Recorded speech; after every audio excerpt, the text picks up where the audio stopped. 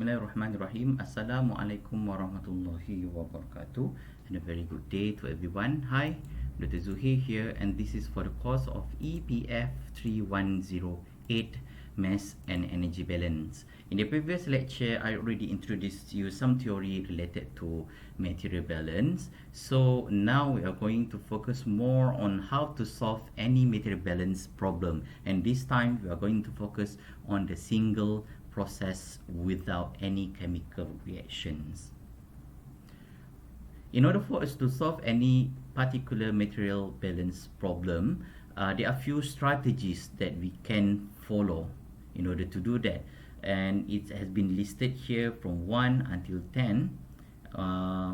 We're going to start with number 1. Read and understand the problem statement. Okay, in the given example or in the given problems, what we need to do is to read the problem carefully and try to extract as much information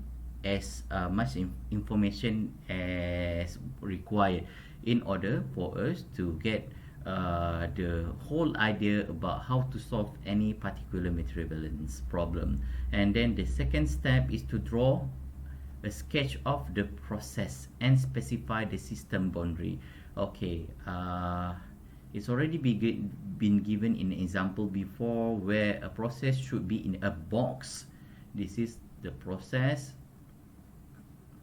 and then there's a flow of going in, and then this is going out. So this is a simple sketch of the process that you can do in order to illustrate the problems. And then the third strategy is to place symbol, numbers, unit on the diagram for all the known flow materials and composition. Okay, for the unknown flow material or composition, insert symbol in unit 2.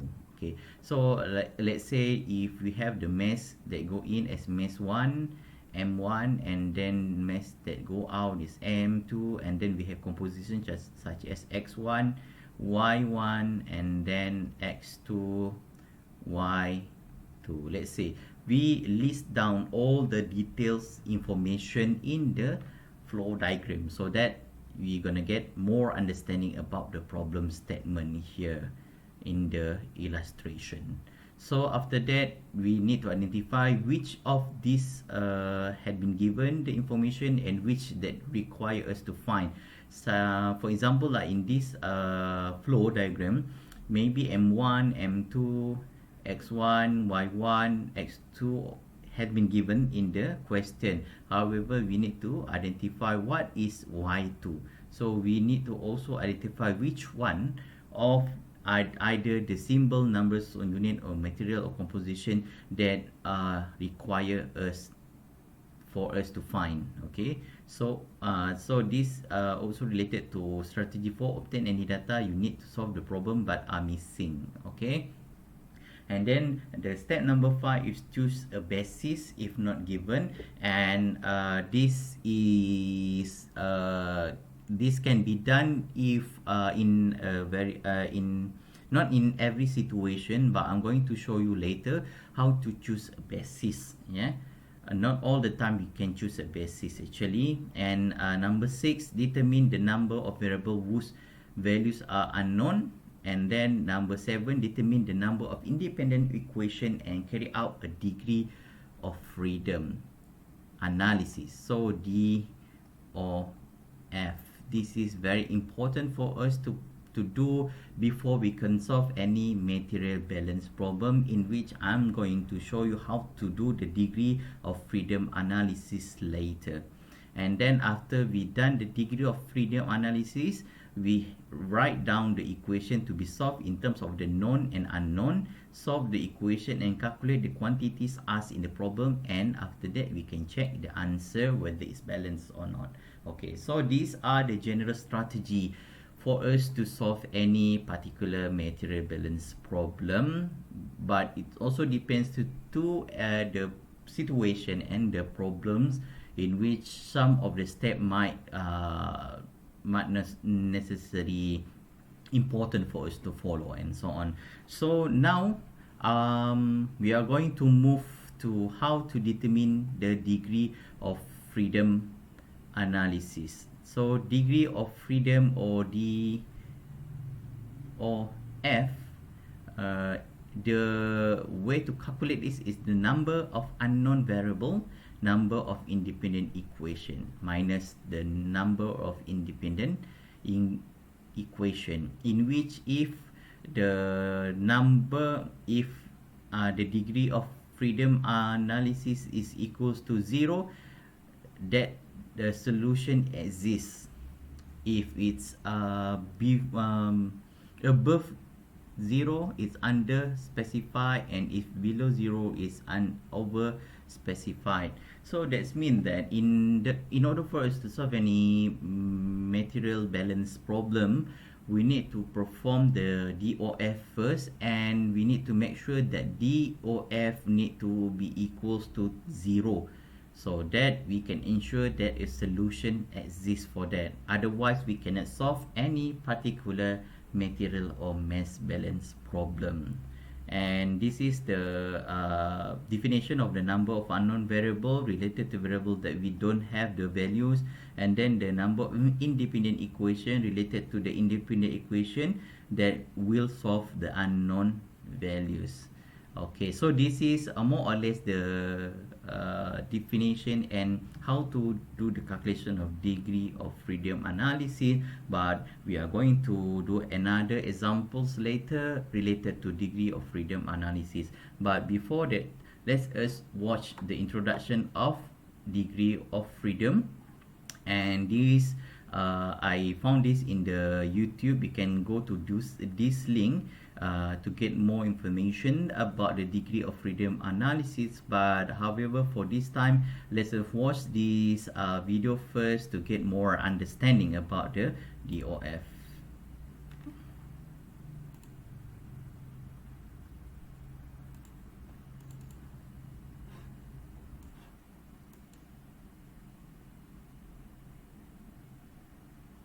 This screencast is going to provide an overview of degree of freedom analysis. So we'll provide an explanation of what this means and how it can be used to help us analyze engineering problems. So when we're doing a degree of freedom analysis, we're basically trying to find out whether we have enough or too much information to solve a particular problem. So before we look at an engineering example of doing a degree of freedom analysis, we can kind of get an intuitive sense of what degree of freedom analysis means by looking at a couple systems of algebraic expressions. So we'll look at three scenarios. In the first, we have one equation. We have 2x plus y is equal to 7. If we were asked to solve this, we intuitively know that we can't because we only have one equation with two unknowns. So we could rearrange this however we want to solve for x or y, but we'll never be able to solve for both of these variables. So in this case, when we have the number of unknowns is greater than the number of equations, we have an underspecified system. We can't solve for the two variables in this equation without more information. In other words, another equation. That's not the case in our second scenario, where we have two unknowns, x and y again, and two equations. In this case, the number of unknowns is equal to the number of equations. And this is generally the scenario that we're looking to find when we're analyzing engineering problems.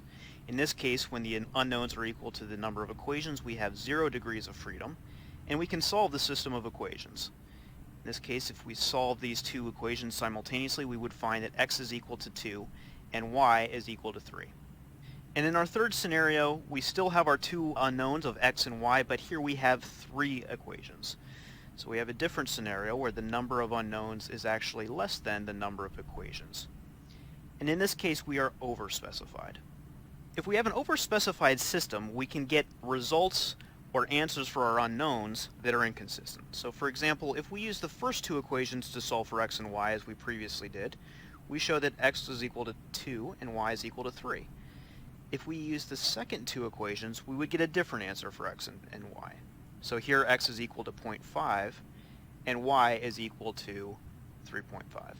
So we have a system of equations that aren't consistent with each other and aren't generating a single unique solution. So when we're analyzing engineering problems, we're trying to find a system that has 0 degrees of freedom and provides enough information so that we can solve for the unknowns for a particular problem. If we're trying to solve an engineering problem and we're interested in analyzing or modeling a chemical process, doing a degree of freedom analysis is going to be one of the first things we want to do. And we can calculate the degrees of freedom by calculating the number of unknowns for a particular system and subtracting the number of independent balances that we can write, whether it's mass or energy, and then also subtracting the other equations that we can write that relate those equations. We're going to focus on the material balance side of this, and if we want to look at the number of independent balances we can write, it's always going to be equal to the number of species that are present in that particular system. We can always write an independent balance for each species that's present. We can also write a total balance, but the total balance is not independent from the species balance. In other words, if we sum up all the species balances that are present, that will generate the overall balance. So it's dependent on all of the species balances. The other equations can come from a variety of different places. So for example, we might have process specifications. So we might know the relationship or the ratio between different flow rates in a particular part of the problem. We also could have physical property data. So for example, we might know the density or specific gravity of a liquid stream, or we might know the pressure and temperature of a gas stream, which would allow us to use the ideal gas law to figure out a flow rate. Could also use equilibrium equations. So there's a lot of different other equations that are different than mass balances that will allow us to relate unknowns, and we can account for those as well. When we calculate the degrees of freedom for a particular system, there's three potential outcomes. If we have a situation where the degrees of freedom are equal to 0, then we can solve the problem. We have the necessary equations to relate the unknowns that we have. On the other hand, if we have degrees of freedom that's greater than 0, we have more unknowns than we have equations, and we have an underspecified system. So without more information, we can't solve for all of the unknowns. And if we have degrees of freedom that's less than 0, we're overspecified. In other words, we have more equations than we do unknowns, similar to what was shown earlier. So let's apply this procedure to two different examples of material balances on single units. In the first example, we have a single unit process with 2 inputs and 2 outputs. If we want to calculate the degrees of freedom, we need to know the number of unknowns as well as the number of balances that we can write. If we take a look at our flow chart here, we can see that we have one unknown flow rate here on the input side.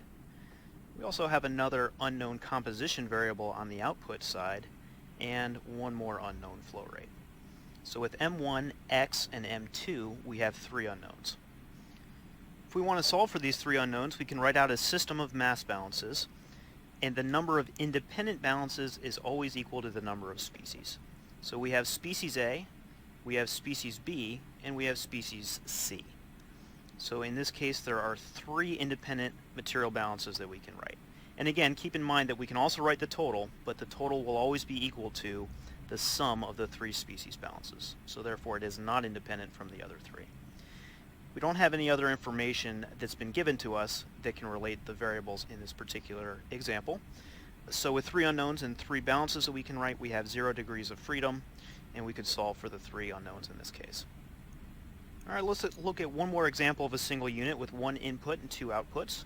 Again, if we want to do the degrees of freedom analysis, we need to know the number of unknowns. So in this case, we have 2 unknown composition variables on the input side. We have an unknown flow rate on the output side, as well as another unknown composition variable, and one more unknown flow rate. So it looks like we have a total of 5 unknowns in this particular case. The number of independent material balances is always limited to the number of species that we have. And like the first example, we have 3. We have A, we have B, and we have C. So with only 3 balances that we can write and 5 unknowns, we would have 2 degrees of freedom and we would have an underspecified system.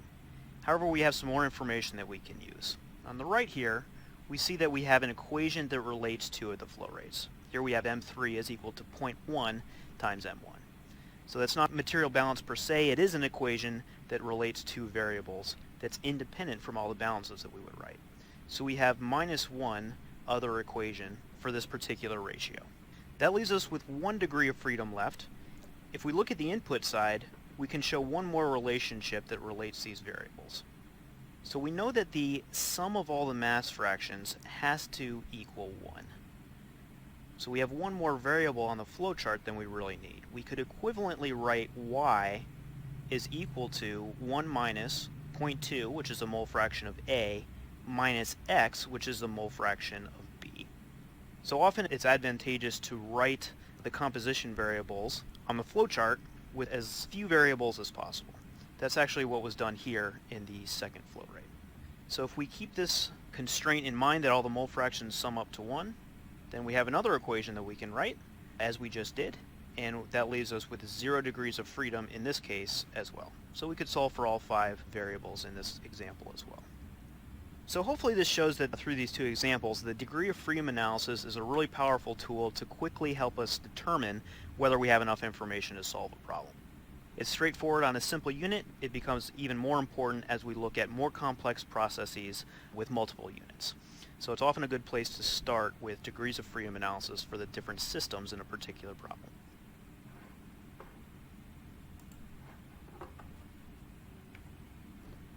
Okay, so that's the explanation about DOF. I really hope that you at least get some idea about it. And let's just try to do another example of DOF here by giving the situation in which a process extraction have a few flow that go in and then 2 that go out. Okay, so this is the equation to identify the DOF unknown, which is the variables that we want to find, and then the independent balance. Normally this can be related to the number of components in the system. Remember, if we have a mixture of water and ethanol, the mixture is the mass and then the component is the water and ethanol. So it can be identified as such that. And then it also depends to the other independent equation. Yeah, so like in this example, given 200 kg per hour that go in contain 0.2 kg of A and 0.8 kg of B, and then we also have M1 that go in, and we have 300 kg that go out and M2 that go out. And then in terms of the component, we have A, we have B, we have C. And then we need to first, in order for us to do the calculation of DOF, we need to identify which one are the unknown. Okay, for instance, like in this situation, the unknown is M1, X, and M2. So we have 3 here. So it's a very good practice. Every time you draw the flow diagram, those with all the information, you can just include the information such as 200 kg per hour, and then for this one, the component of 0.2 and 0.8 kg of B and so on, we can just include all the numbers and data. However, for the unknown, we will make it into a symbol. Normally for mass, we put M, mass in, mass out, and then for the component, it can be either A, B, C, and then in terms of the fraction of that component, it can be X and so on. So here we have 3 unknown, which is M1, M2, and also X. And how many component, how many species that we have? We have A, we have B, and C. These are the components in all the mixture in the extraction process, A, B, and C. So we have 3. So is there any other equation? No, not stated in this diagram. So the way to calculate DOF is the unknown minus the components minus other equation. So in this case, for this process of extraction, the DOF is 0. So that means this is specified and this process can be solved. The mass balance problem for this particular extraction process can be solved because the DOF is 0. If it is not 0, then we have a problem to solve the material balance problem. Okay, so y equation y minus x does not counted for DOF. Okay, why?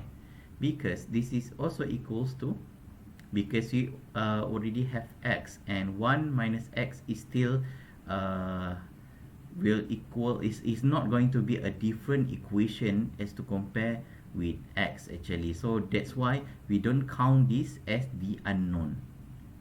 Understand me? Unless if we have three component in this line, with A, we have B, and we have C, as been given in the video before. So that if that the case, maybe we can have another one equation. However, in this case, because it only have two component, which is A and B, so this 1 minus x is not considered as the unknown, as well as other compounds. Yeah. Okay. So in this case, this equals to 0, and this extraction process can be solved. Okay. So the DOF analysis is very important for us to know how to calculate, because this is a very basic thing to do, not only for mass and energy balance, but for other problem related to more complicated situation related to processes. We also can start by performing the DOF first to see whether the process can be solved or not.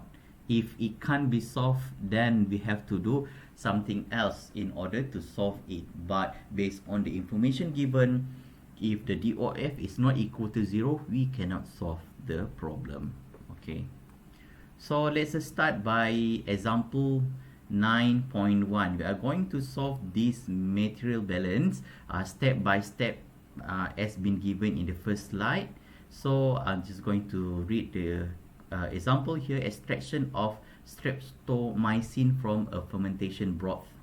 Okay, so streptomycin is used as an antibiotic to fight disease, and is produced by the fermentation of bacterium in a biological reactor with a nutrient of glucose and amino acid. Okay, this is just a statement.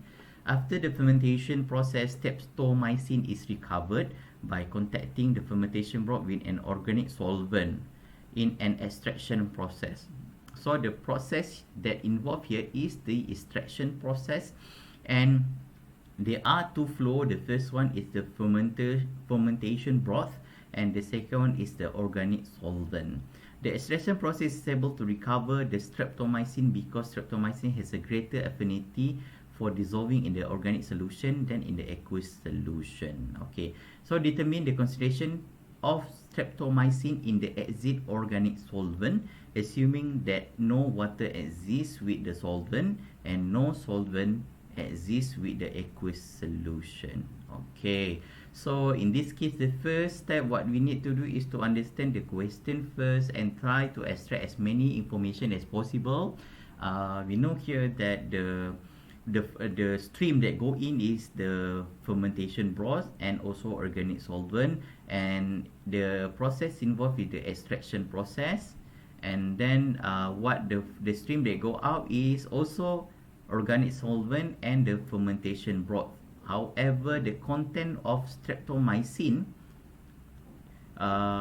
in fermentation broth that go in, it will be higher, and then after that the streptomycin will go into the organic solvent after it's exit the extraction process. So we can try to simplify the problem by drawing the process flow here. Okay, so in some situation, the process flow diagram will be included with all the information. However, if it is not included, you need to draw it your own. But in this case, the process flow has been given with all the information. So and this is very convenient, because we can now understand the situation a little bit more, because this is an extraction process, and then we have the aqueous solution, which is the fermentation broth with streptomycin, and then that go in the extraction process, and then we also have the organic solvent that go in also to the extraction process, and then what go out is the aqueous solution, as well as organic solvent. So you can see here the aqueous solution initially contain the streptomycin, and then after the extraction process, the streptomycin will go with the organic solvent, and the aqueous solution will only have a very little streptomycin. Okay, so by referring to this diagram, we get more understanding and more information about the problem, so that we can solve this material balance without any issue. Okay, and then we can see here the mass flow in for aqueous solution is 200 liter per minute. The organic solvent is already been given here, 10 liter per minute, and the solvent that go out also 10 liter per minute, and also for the aqueous solution it's 200 liter per minute. So in terms of the mass that go in and go out is similar, so that means this is a steady state process. Yeah, 10 200 and 200. However, the more the question is, we have 10 gram per liter of streptomycin in the solution A. However, after the extraction, we have only 0.2 gram of streptomycin in the aqueous solution, because majority of the streptomycin already been extracted with the organic solvent. So the question now is, how many of streptomycin in the organic solution that goes out from the extraction process? So this is the problem that require us to solve. Okay, so the first step after you read the problem, you need to do some assumption. Assume it's an open and steady state system, as I mentioned before, because the what go in is equal to what go out without any reactions. Yeah, because if there any reaction, then the mass that go in and go out will be different. And then step 2, 3 and 4, it can be referring to the flow diagram, in which the example already given the flow diagram. However, what we need to also include is the fraction of streptomycin that go out with the solvent S at the end of the extraction process. Okay, so this is step 2, 3 and 4. And then step 5, we just going to choose 1 minute basis, because this is all per minute, so we don't have to do anything, just choose 1 minute basis. And steps 6 and 7 to perform the degree of freedom analysis. Okay, let's just do this. Okay, for this one, DOF is equal to unknown minus the component minus other equation. Okay, for this one, how many unknown that we have? We have only one, which is x. 1 minus how many component that we have here? We have only one, which is the streptomycin. And then do we have any other equation? No. So the DOF for this is only, it's equals to 0. So that means if equals to 0, this material balance can be solved. Okay, let's see. Okay, so the unknown variable, only the concentration of strep in the existing solvent X. Okay, so only one. And then the number of component, we only have one. And then other equation 0. So the degree of freedom analysis is 1 minus 0 is equals to 0. So this is the second, and this is the 6th and 7th step for us to solve the material balance. And then the step number 8 and 9, the material balance are in equals to out. Okay, so let's X to be the gram of streptomycin per L of exit organic solvent. Okay, so we have the streptomycin balance by considering that 10 gram will be times the mass that go in. Okay, we refer back to this diagram. 10 gram times 200, yeah, and then plus the organic solvent 10 liter, but we don't have any streptomycin here, so this is 0. And then my equals to 200 gram times 0.2 streptomycin plus x times 10 liter per meter. So this is the balance for it. You can see here we have it 200 liter times 10, and then we have 10 liter of solvent. However, the amount of streptomycin is 0, so we just times 0, and then for the exit part, this is the in, this is equals to out. For out, we have 200 liter times 0.2 gram, and then 10 liter of solvent with times x. So we want to find what is x. So after do some calculation of the balance here, we found that x is equal to 96 gram of streptomycin per liter. So that means that this is the amount of streptomycin that has been extracted in the solvent that exit the extraction process. Okay, so this is a very simple example of how to do the mass balance, okay, by considering the streptomycin balance. Okay, and then now we move to another example here. This time around is about the membrane separation. Example 9.2, membrane represent a relatively new technology for the separation of gases, or now it's gases, is not a liquid anymore. One use that has attracted attention is the separation of nitrogen and oxygen from air. Okay, so we have two components here. The process is membrane, and then the component is nitrogen and oxygen. Figure illustrate a nanoporous graphite supporting layer. What is the composition in percentage of the waste stream if the stream amount to 80% of the input?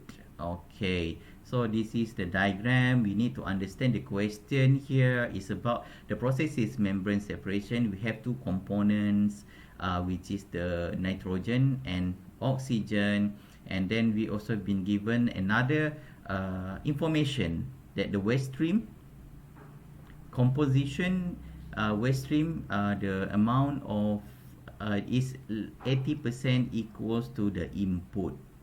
Okay, so we have it here. It's kind of like the process where we have the input, we have the output, as well as we have the waste stream here. So we have three flow. This is the stream, this is the stream that go out, and this is the stream that go out too.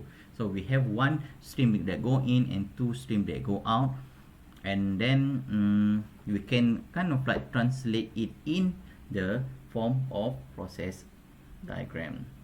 Okay, so the first step to assume an open and steady state system without any reaction, because what go in is equal to what go out, and the system is a membrane process. Okay, so this is the simplified version of the problem, in which we have gas that go in, and we have the permeate, which is the gas that go out, and we have the waste stream here. We have one stream that go in, and then another two stream that go out here. Yeah, so in terms of the component for the feed F, we have oxygen and nitrogen with this percentage, and then for the permeate, which is what the stream that go out, we have this percentage for the component, and for the waste we have this and this. Okay, so we already got all the information here, and then for this one, because this is where the situation where we need to kind of like set the basis. Because of what? Because the mass here and here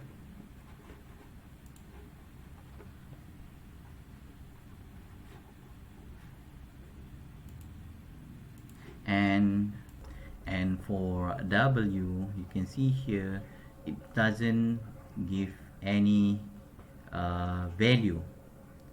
The only information given is the component percentage for all the stream here, and because of that, because the mass here, the stream F, P and W doesn't have any value, we need to put a basis. We need to at least give a value to one of these stream, and this is only happen if we don't have any value for the all the stream that go in and go out, in which for this one is good if we can put a value for the feet that go in, and then you can put any value that you want. However, it's very convenient if you can start with 100, because with 100 it's really easy for you to do the calculation for the rest of the stream. Okay, so for this one the basis is 100 gram mole, because this is gas, and again this is related back to the process variable, in which for gas normally we're going to use the unit of gram mole for it, and this is for F, and this is only, again I would like to highlight it again, because the F, P and W don't have any value whatsoever. If let's say in another situation where the P value has been given, say this is 90 gram mole, then we cannot set any basis to this, yeah. But in this case, because it doesn't have any value, so that's why we need to set a basis. Normally we choose a basis for the feed one. Okay, and then after that we are going to do a diagram of freedom analysis by identifying which one, how many unknown, how many components and other equation. Okay, so for this one, again look back, F we already determined this is 100 gram mole. Okay, so how many unknown? Unknown we have P and W and also and X. So we have three unknown. For the component, how many component? We have O2 and nitrogen. So we have two component. So for this one, the equation is DOF equals to unknown minus component minus other equation. Is there any other equation that has been given in this problem? Well, actually yes, because if you refer back to the question here, what is the composition in the waste stream if the stream amount to at the waste stream is 80% to the input? That's mean that the waste is equals to 0.8 of the feed. Okay, so this is a question that we also need to consider in calculating the degree of freedom analysis. So that's why yes, we have another equation which is W equals to 0.8 F, and this is equals to 1 equation. So we have 3 unknown minus 2 component minus 1 equation, which is at the end the DOF for this is equals to 0. When it's equals to 0, that means that this mass balance can be solved. Okay, again this is for step 6 and 7.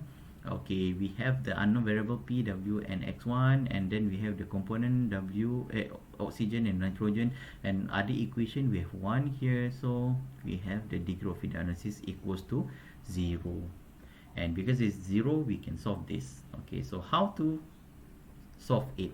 Okay, for the mass balance, we can do in two steps. The first step is the overall mass balance. We are going to start with the overall mass balance, in which we have one equation, W. This is the equation that we have. W equals to 0.8 F, and F we know that we already set as 100, so W equals to 80 gram mole. And then the overall mass balance is again F equals to P plus W. We have X as 100 equals to P plus W. We calculate as 80. So after do the arrangement, we got P as 20 gram mole. We are going to start with the overall mass balance first without considering about the component balance. Okay. Referring back to this, we have 100 here, we have 80 here, so we are going to get this one 20. Okay, after we do the overall mass balance, the second step, this is the first step, and then the second step is to do the component balance, in which for the component balance we can choose either to choose oxygen or nitrogen balance. Okay, in order for us to solve the problem. And then for the oxygen balance, what we need to do is to times the kind of the oxygen here, the fraction for it.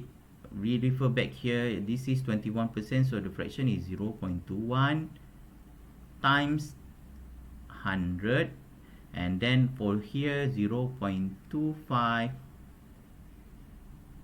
times 20, and then the here is X times 80, so that 0.21 times this is for feet, this is the permeate, 0.25 times 20, and then this is the waste stream.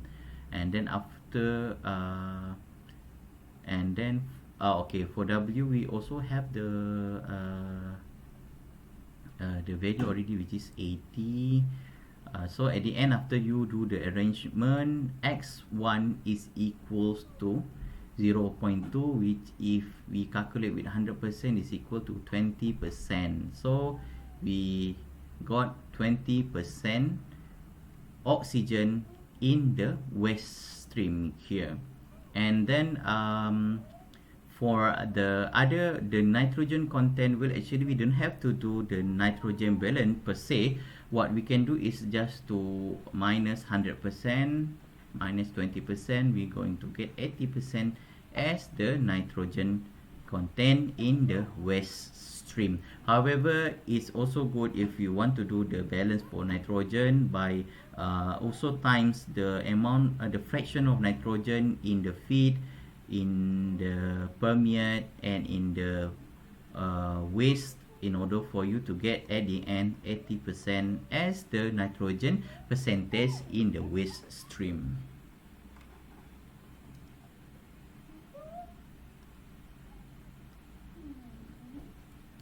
Okay, so now I'm going to show you another video about the material balance on a single unit, and this is also from the University of Colorado Boulder, in which you can get the original source from the link given in the bottom here, at the bottom here. So let's just watch this video to get more understanding about how to perform a material balance on a single unit. Sorry.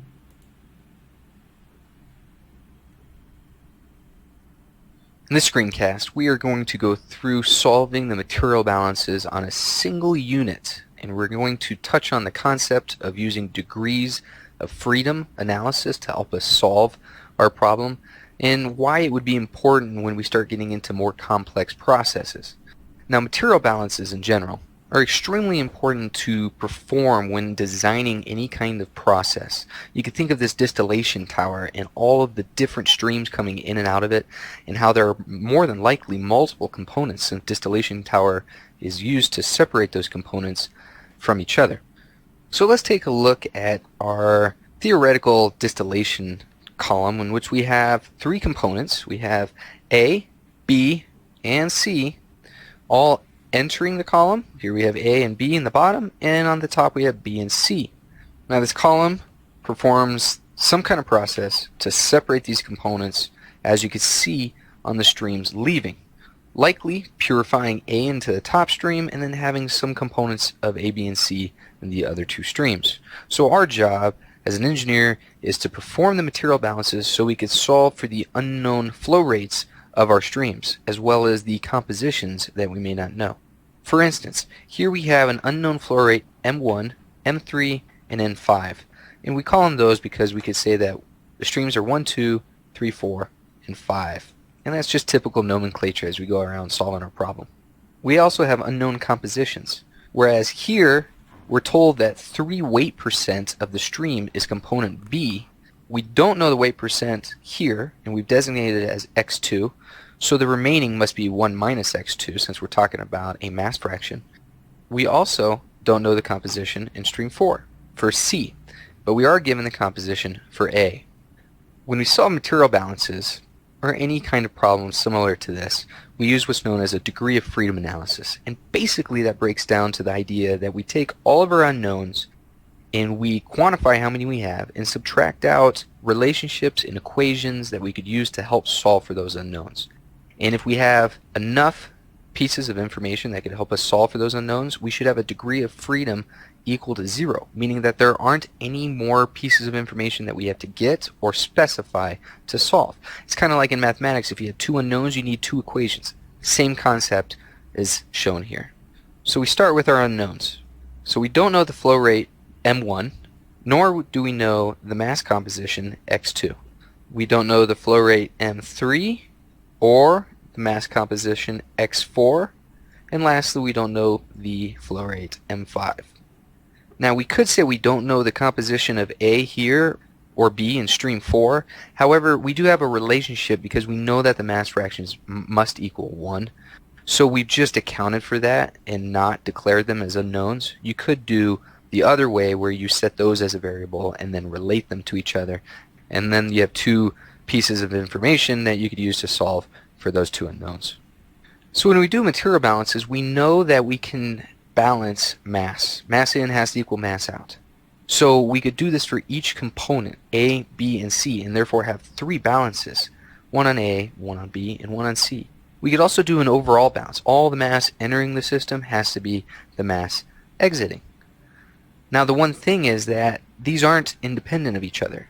The overall balance is summing up all of A, B, and C. So even though we have 4 potential balances, we really can only do 3 balances to help us solve. So when we want to determine the degrees of freedom, we take the number of unknowns and subtract out the number of balances. And so this means we have 5 unknowns minus 3 potential balances, so we have a degree of freedom of 2. So we have to specify 2 more things about this system in order to be able to solve for these unknowns. So let's provide 2 more pieces of information that's going to allow you to solve this problem. First, the flow rate in M3 is half the flow rate of the feed stream M1.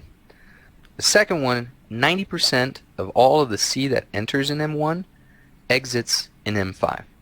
So now this is 2 more pieces of information that we could use to solve. We could write mathematical equations for these statements that help us solve our unknowns. So when we go back to our degree of freedom analysis, we're also going to subtract out the number of relationships or pieces of information that we could use. Now this is 5 minus 3 minus 2, which gives us 0. And 0 is the magic number that we know this problem is solvable. So first thing we do is write our balances. And I like to personally start with an overall balance. Usually that's easiest.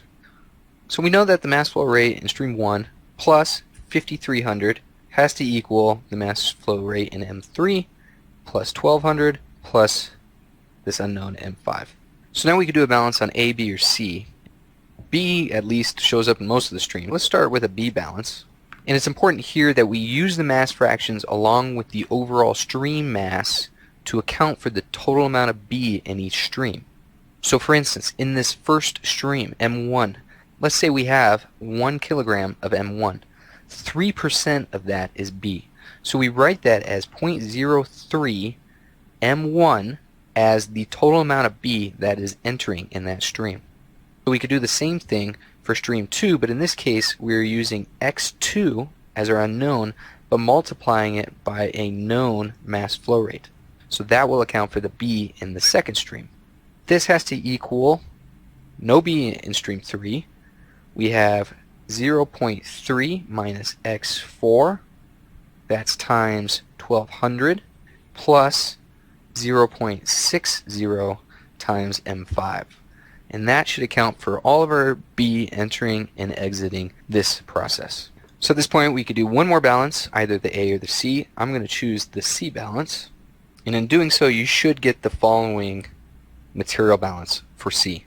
So if we just looked at our unknowns in our equation, we have 5 unknowns in 3 equations.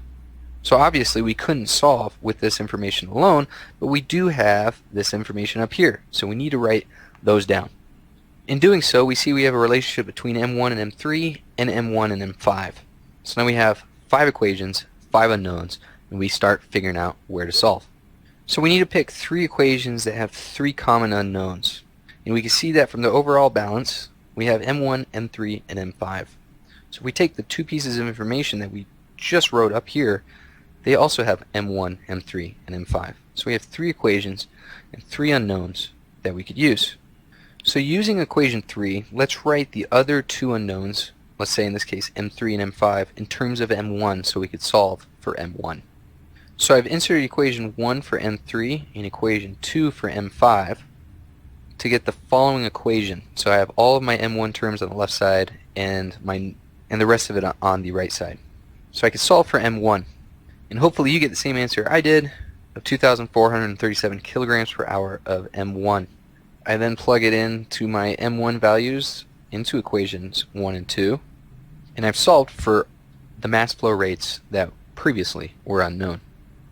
At this point you can see it's just plug and chug. We could use M1 and M5 down here and solve for our unknown X4.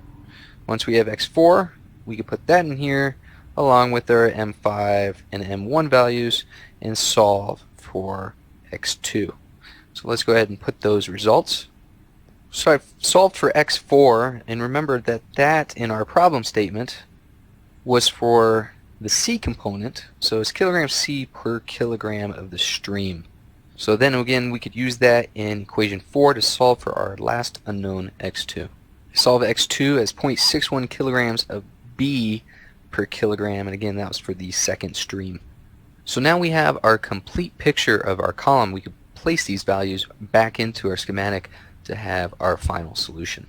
So this should be the final solution to this column with all the proper compositions and stream flow rates. And you can see how important it was to do a degree of freedom analysis at the beginning of this problem, because right away we could find out that at least with the information given you wouldn't be able to solve it, so we had to provide 2 more pieces of information in order to do so.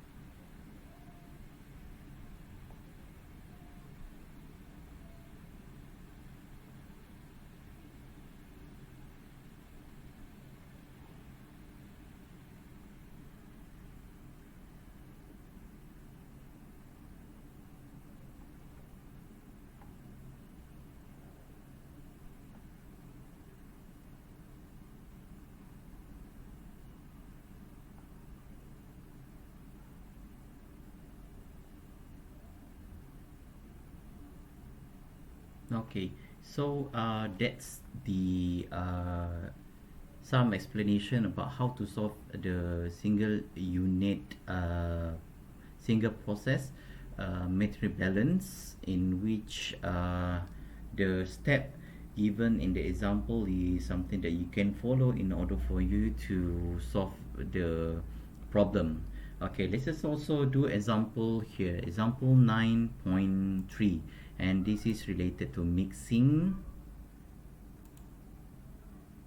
where 100 mole of gas from tank A containing 90% of nitrogen is mixed with tank B containing 30% of nitrogen to get tank C containing 65% of nitrogen. Determine the ratio of gas used for tank A to the use of tank B. Okay, so the process involved with mixing process, and then we have a stream here. The stream that go in is from tank A and also tank B, and then the stream that go out is tank C. Okay, so based on this information, the first thing that we need to do is to understand and extract as many information as possible, and then after that we can draw the flow diagram here. So the process is a mixing process. So we're just going to draw a box here. We have two streams that go in, stream 1, and then another one is stream 2, and then one stream that go out to tank C. So this is from tank A, this is tank B, and then this tank C. So in the same time, you also need to include all the information that has been given in the question here. For stream A, so we have 100 mole of gas from tank A. So the M1 equals to 100 mole, and then M2, stream 2, we don't have any flow rate here, and for stream C we also don't have any provided flow rate. And then after that, for M1, the component that contain in the tank 1 and tank 2, the component is nitrogen. So for tank 1, N2 equals to 90%, while the rest is air, which is 10%. For M2, from tank B, we have nitrogen with 30% and air 70%, and then tank C, we have nitrogen of 65% and air, the remaining is 35%. So is although it's not stated here the air component, but we just assume that for this situation, the component inside of the gas is only consists of two components, which is nitrogen and air, because it's going to facilitate the way we do the calculation. After we got all the information, the second step is to do the degree of freedom analysis, D or F, which is equals to unknown minus component minus equation. So the unknown here, how many unknown that we have?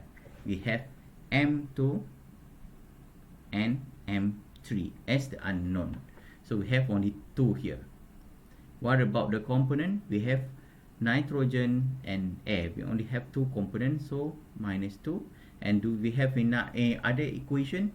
0. So after 2 minus 2, we got DOF of 0. So that means that we can solve the material balance here.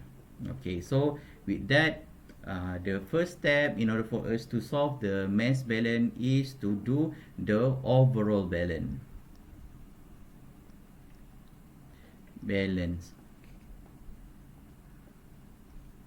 Okay, the overall balance is equals to M1 plus M2 equals to M3. So for available is only the stream, the flow rate. We don't consider about the component yet. Yeah. So for M1 we have 100. We don't know what is M2 and we don't know what is M3, and we are going to find out later. So this is the first equation that we have. Just put it as equation 1, and then we go to the component balance. I'm going to refer to the nitrogen balance here. Okay, for nitrogen balance, for M1 we have 100 times 0.9. This is 0.9 plus M2 times 0.3 equals to M3 times 0.65. Okay, so after do the arrangement at the end, this is 90, this is 0.3 M2, and then this is 0.65 M3, and then we do the arrangement. We're going to get M3 equals to 90 plus 0.3 M2 per 0.65. So this is equation number 2. Okay, so what we can do is to put the equation 2 into equation 1. Okay, so we already have the equation 1 here, which is 100 plus M2 equals to M3, and we have M3 here based on this equation. So what we can do is to put it 100 plus M2 equals to 90 plus 0.3 M2 equals divide by 0.65. Okay, and then with this we have M2, so this equation can be solved. After do some rearrangement, 0.35 M2 is equals to 25. M2 is equals to 71.43 mole. Okay, so now we have M1 and M2 is for us to calculate the M3. M3 is equals to 100 plus 71.43. So M3 is equals to 171.4 mole. Okay, so this is the answer for M2 and also M3. So it's also the question asks the ratio of gas used from tank A to the use of tank B. So the ratio, I'm just going to put it here. Ratio A per B. A is 100 and B is 71.43. So the ratio is 1.4. At the end, this is the final answer, ratio of 1.4. So you can see here the way I do the solution for this particular problem is first draw the flow diagram, and then we're going to start with the overall balance first. We're going to do the DOF first, and then we're going to start with the overall balance before we go to the component balance, and here we go for nitrogen balance. We can also do the calculation based on the A balance if you want, and you still can get the same answer if you do the A balance based on the fraction of A balance here. But for this calculation, just going to show you based on the nitrogen balance. At the end, this is the final answer, 1.4 with M2 71 and 171 for M3. Okay, so that's example 9.3. We're going to do another example, and this one is for the solid drying, where a dryer takes in wet timber 20.1% of water and reduces the water content to 80.6. Okay, the drying process reduce the water to 8.6, determine the kg of water removed per kg of timber enter the process. Okay, so we extract the information and we draw the flow diagram here. This is a drying process where we have one stream that go in, M1, that have two component, water, which is 20.1 water, and then the rest is just I would say dry timber. I'm just going to put it DT.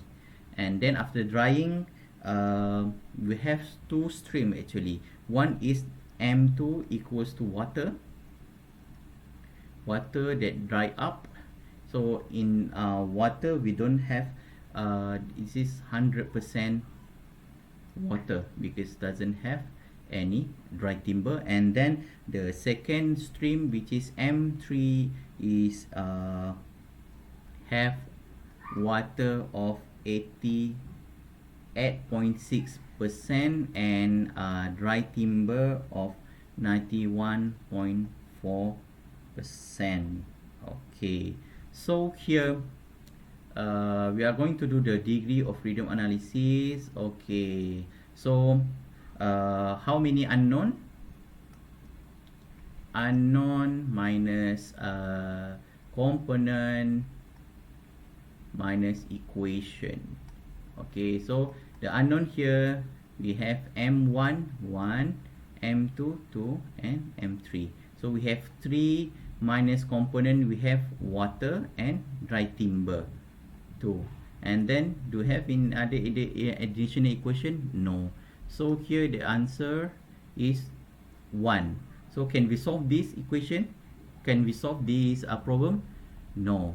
And because of what? Because you can see here, as I mentioned earlier, if you have the flow rate M1, M2, and M3 without any value, M1, M2, M3, no value, so we need to set a basis. So this one, I'm going to set the basis M1 equals to 100 kg. Okay, if M1 is equals to 100 kg, then the unknown here from 3 is already we reduce to 2. 2 minus 2 equals to 0. So now the problem can be solved because we already set a basis, and this is only because we don't have any of the stream, the flow rate of the mass here doesn't have any value, so we need to set a basis. Okay, and then after that, what we need to do next is to do the overall valence first. Overall valence, which is M1 equals to M2 plus M3. M1 is 100, M2 plus M3 we don't know yet, so this is equation 1. Just leave it there, and then we can now go to the component balance. We can choose either want to go for water or dry timber as the component balance, and in this case I think I want to go with the dry timber because it's going to facilitate my calculation. Because of what? Because in M2 here we don't have any dry timber, it's all 100% water, and because of that the calculation will be even easier.